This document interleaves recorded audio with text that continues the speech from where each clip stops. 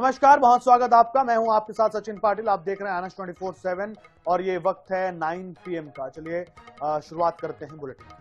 America, Israel और Iran जंग का आज 15वां दिन है। खाड़ी देशों से एलपीजी लेकर आ रहे भारत के 2 जहाज सुरक्षित रूप से हॉर्मुज स्ट्रेट पार कर गए। ईरान ने एक दिन पहले इन जहाजों को गुजरने की अनुमति दी थी और अब ये भारत के पश्चिमी तट की ओर बढ़ रहे हैं।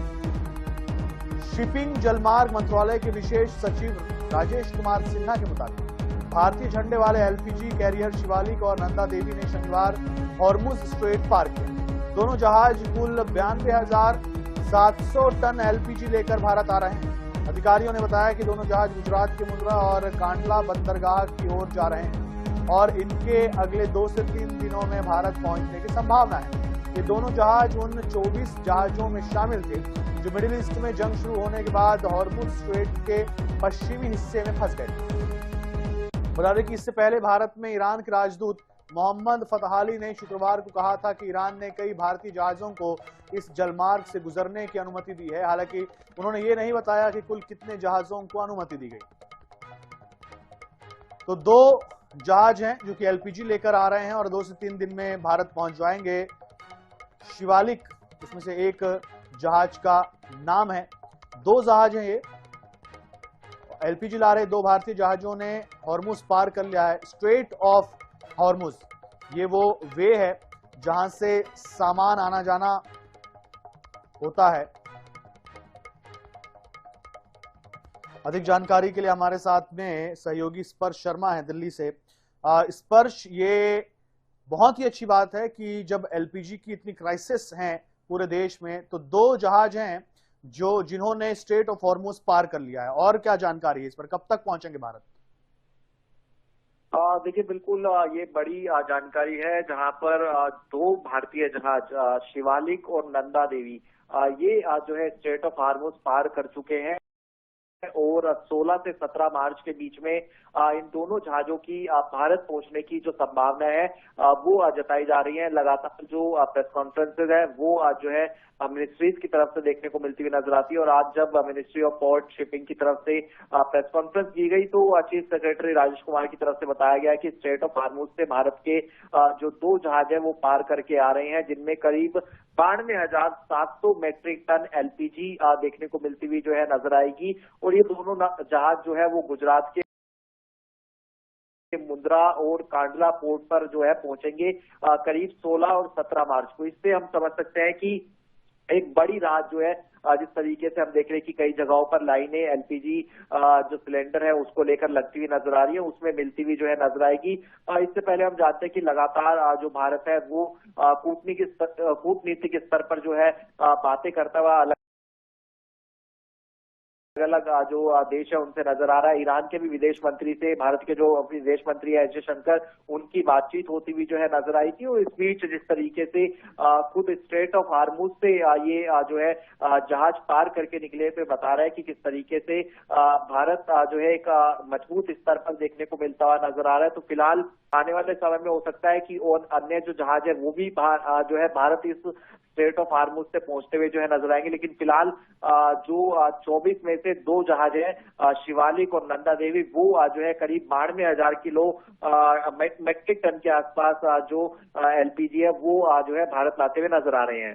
बिल्कुल स्पर्श, देखिए 2 जहाज आ रहे हैं जैसे कि आपने की बताया, और इनमें जो मात्रा है गैस की वो भी बहुत ज्यादा है। लेकिन भारत जैसे देश की भूख को मिटाने के लिए ये कम है। और जिस तरीके से क्राइसिस अभी चल रही हैं देश भर में, तो आपसे ये भी समझना चाहेंगे कि जैसे कि आपने बताया कि 24 में से 2 जहाजों को अभी अनुमति मिल गई है, स्ट्रेट ऑफ हॉर्मुज पार कर लिया है, तो बाकी के जहाज अब और आगे आए, इसके लिए भारत क्या कर रहा है? देखिए, भारत लगातार प्रयासरत है कि जो बातचीत है उसके जरिए किसी तरीके से जो रास्ता है वो क्या निकाला जा सकता है। और जो है ईरान से बात करके क्या स्ट्रेट ऑफ हॉर्मुज से जो बाकी बचे हुए करीब 22 जहाज हैं और जहां पर अन्य भारतीय भी फंसे हुए हैं उनको क्या जो है भारत लाया जा सकता है। इसलिए हम देख रहे हैं कि लगातार जो टेलीफोनिक कन्वर्सेशन है वो भी विदेश मंत्रियों के बीच में देखने को मिल रही है। जैसे कि भारत के विदेश मंत्री एस जयशंकर और ईरान के विदेश मंत्री सैयद अब्बास अगारची के बीच में जो बातचीत है वो होती हुई नजर आई थी, और इसके बीच में दो जहाज जो है वो भारत पहुंचते हुए नजर आए। इस बीच इस तरह की खबरें थी कि कुछ जहाजों को अन्य तरीके से भी जो है भारत जो है भेजा जा सकता है। तो फिलहाल जो है देश में निश्चित तौर पर एक संकट है, खासतौर पर रेस्टोरेंट या फिर कहे कि जो होटल सेक्टर है वो काफी जो है मुश्किल दौर से गुजरता हुआ नजर आ रहा है। लेकिन जिस तरीके से भारत सरकार लगातार प्रयास करती हुई नजर आ रही है, और डे टू डे ब्रीफिंग के जरिए बताया जा रहा है कि जो सिलेंडर है उनकी यानी जो एलपीजी है उसकी कमी नहीं है। और इस बीच ये पॉजिटिव खबर है कि 22 जी स्पर्श जानकारी के लिए बहुत धन्यवाद आपका।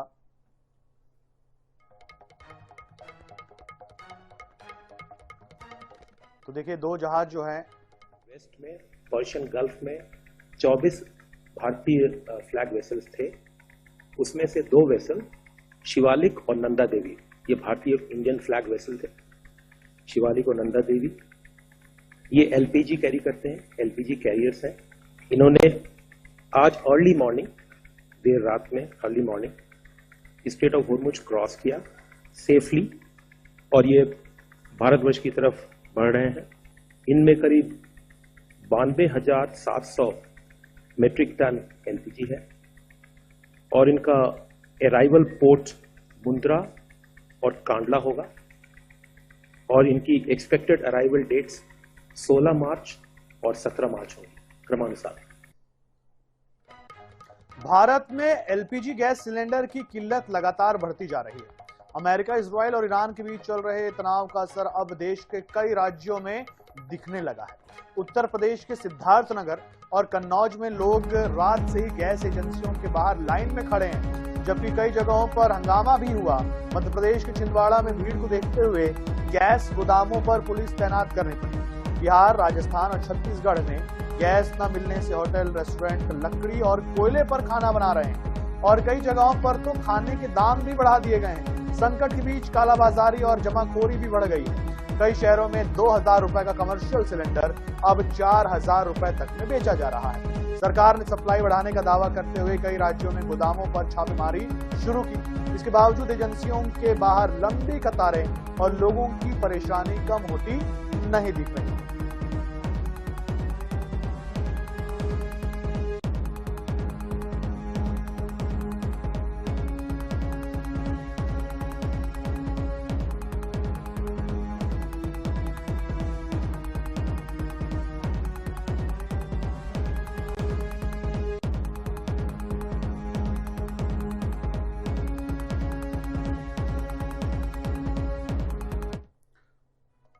कहते हैं नाम में क्या रखा है, लेकिन सियासत के गढ़ इंदौर में तो नाम में बहुत कुछ रखा है। गली मोहल्लों के बाद अब इंदौर में खेल के मैदान का नाम बदलने पर सियासत शुरू हो चुकी है। इंदौर नगर निगम ने छोटा नेहरू स्टेडियम का नाम बदलकर छत्रपति शिवाजी के नाम पर रख दिया है, जिस पर कांग्रेस सवाल खड़े कर दिए। रिपोर्ट देखिए। मनरेगा का नाम बदलने का सियासी मुद्दा अभी ठंडा भी नहीं हुआ था कि मध्य प्रदेश में खेल के नाम पर सियासी जंग शुरू हो गई है। मामला मध्य प्रदेश में सियासत के केंद्र कहे जाने वाले इंदौर से जुड़ा हुआ है। इंदौर नगर निगम की MIC बैठक में छोटा नेहरू स्टेडियम का नाम बदलकर छत्रपति शिवाजी के नाम पर रखने के प्रस्ताव को हरी झंडी मिली तो नई सियासी बहस भी शुरू हो गई।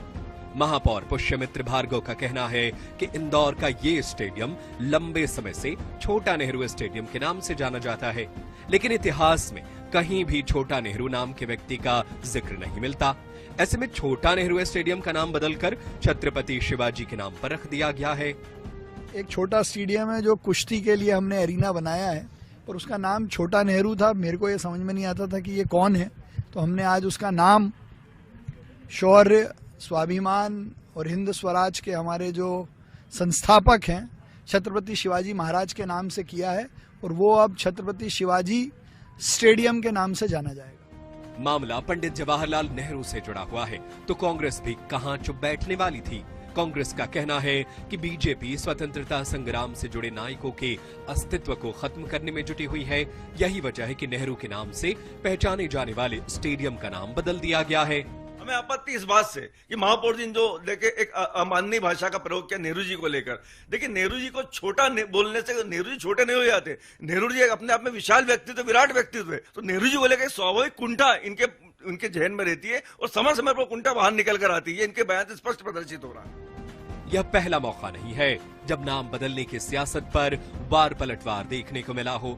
इंदौर में इससे पहले भी गलियों और मोहल्लों के नाम बदलने पर सियासी बयानबाजी देखने को मिल चुकी है, लेकिन इस बार मुद्दा खेल के मैदान से जुड़ा है, जहां सियासी जंग शुरू हो गई है, जिसमें एक तरफ छत्रपति शिवाजी नजर आते हैं तो दूसरी तरफ पंडित जवाहरलाल नेहरू। इंदौर से INS 24/7 के लिए महेश मिश्रा की रिपोर्ट। राजधानी भोपाल के RD मेमोरियल कॉलेज में इफ्तार पार्टी का वीडियो वायरल होने पर विश्व हिंदू परिषद और बजरंग दल के कार्यकर्ताओं ने विरोध प्रदर्शन किया। उन्होंने इस्लामीकरण का आरोप लगाया, जबकि कॉलेज प्रशासन और छात्राओं ने कहा कि किसी पर दबाव नहीं था और सभी त्योहार मिलकर मनाए जाते हैं। वहीं इस मामले को लेकर सियासी बयानबाजी का दौर शुरू हो गया है। रिपोर्ट देखिए।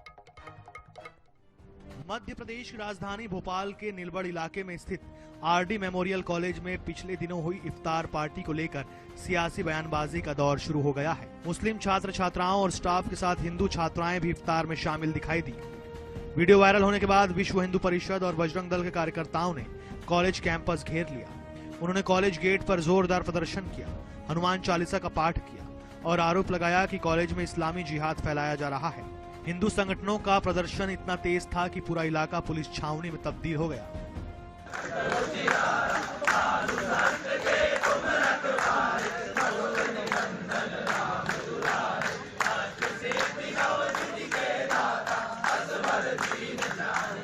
हम इसका विरोध करते हैं। RD मेमोरियल कॉलेज के संचालक से ये जानना चाहते हैं कि किस बेस पर क्या पढ़ाई के साथ साथ अब ये भी कराएंगे? क्या लव जिहाद की घटनाओं को अंजाम देने में आप सहयोगी बनना चाहेंगे? हिंदू लड़कियों को मुस्लिमों से दोस्ती कराकर आप क्या लव जिहाद कराना चाहते हैं? ये हिंदुत्व समिति इसका विरोध करती है। RD मेमोरियल कॉलेज ध्यान दे, उसको हम चेतावनी देते हैं। इस मामले को लेकर सियासी बयानबाजी का दौर शुरू हो गया है। सत्ता पक्ष का कहना है कि कॉलेज में इस प्रकार के कार्यक्रम नहीं होने चाहिए। RD मेमोरियल कॉलेज हो या अन्य शिक्षण संस्थान हो, इनको जरा गंभीरता से इस बारे में विचार करना चाहिए कि किस चीज की अनुमति देना और किस चीज की अनुमति नहीं देना। अगर इस तरह की आपने अनुमति दी है तो गलत किया है, और बिना अनुमति के किया है तो ऐसे सारे लोगों के खिलाफ आप कार्रवाई करिए, FIR दर्ज करिए। लंगर भी होते हैं इस देश में भंडारे भी होते हैं और इस देश में रोजा अफ्तार भी होते हैं। इन सभी आयोजनों में बच्चे भी जाते हैं, बुजुर्ग भी जाते हैं और हर वर्ग शामिल होता है। ऐसे त्योहारों पर और ऐसे रोजा अफ्तार और भंडारों पर राजनीति करना मुझे लगता है ये शोभा नहीं देता है रामेश्वर शर्मा जी को। वहीं कॉलेज प्रबंधन का कहना है कि यहाँ सभी त्योहार मनाए जाते हैं। होली भी मनाई गई थी।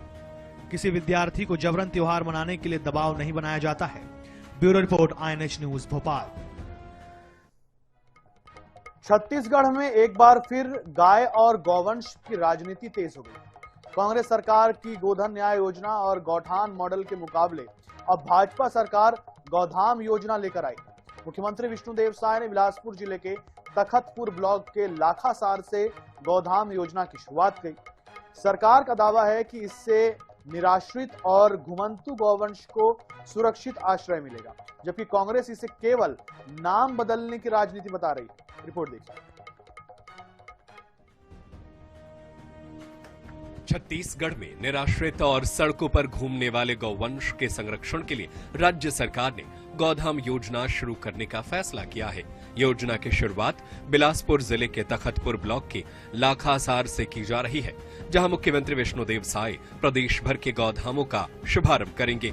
राज्य सरकार का लक्ष्य प्रदेश के हर विकास खंड में 10 गौधाम बनाने का है, यानी पूरे प्रदेश में कुल 1460 गौधाम स्थापित किए जाएंगे। हर विकास खंड में 10 गौधाम। प्रदेश में कुल 1460 गौधाम का लक्ष्य। पहले चरण में 152 गौधाम। 36 को प्रशासनिक स्वीकृति दी गई। 116 गौधाम स्वीकृति की प्रक्रिया में। सरकार का कहना है कि गौधाम बनने से निराश्रित पशुओं को सुरक्षित आश्रय मिलेगा। यहाँ पशुओं के लिए चारा, पानी और स्वास्थ्य देखभाल की व्यवस्था होगी। साथ ही सड़कों पर घूमने वाले पशुओं की वजह से होने वाली दुर्घटनाओं में भी कमी आने की उम्मीद है। दरअसल पिछली कांग्रेस सरकार के समय गोधन न्याय योजना के तहत प्रदेश भर में गौठान बनाए गए थे। इस योजना के तहत गोबर खरीदी कर ग्रामीणों और पशुपालकों को आर्थिक लाभ देने का वादा किया गया था। तब मुख्यमंत्री भूपेश बघेल ने इसे ग्रामीण अर्थव्यवस्था को मजबूत करने वाला मॉडल बताया था। गौधाम योजना को लेकर कांग्रेस सरकार पर सवाल उठा रही है। कांग्रेस का कहना है कि भाजपा सरकार ने गोधन न्याय योजना बंद कर ग्रामीणों की आय छीन ली है। भाजपा केवल नाम बदलकर योजनाओं को पेश कर रही है। वहीं भाजपा का कहना है कि कांग्रेस सरकार के समय गौठानों के नाम पर बड़े पैमाने पर भ्रष्टाचार हुआ। भाजपा का दावा है कि नए गौधाम योजना के जरिए प्रदेश में गौवंश संरक्षण को प्रभावी तरीके से लागू किया जाएगा। गांव वालों के सहयोग से गौठान बनाए गए थे, गांव वाले ही इसके देखरेख कर रहे थे और इस लगभग 15 लाख से अधिक पशुधन इससे संरक्षित हो गए थे। अभी जो एक गोधाम बनाए हैं उसमें एक गोधाम में 200 गायों को रखने की व्यवस्था की गई है। अभी 29 गोधाम का आज उद्घाटन कर रहे हैं वर्चुअल, 1400 का इनका लक्ष्य है। यदि पूरा 1400 पूरा कर लेंगे तब मुश्किल से 2000 पशु को संरक्षित कर पाएंगे। कांग्रेस देखते जाए, कांग्रेस के पास ढोल पीटने के अलावा और क्या बचा है, वो ढोल पीटते जाए। छत्तीसगढ़ में गाय और गौवंश हमेशा से सियासत का अहम मुद्दा रहे हैं। ऐसे में गौठान बनाम गौधाम की यह बहस अब सिर्फ योजनाओं की नहीं बल्कि राजनीतिक वर्चस्व की लड़ाई भी बनती नजर आ रही है।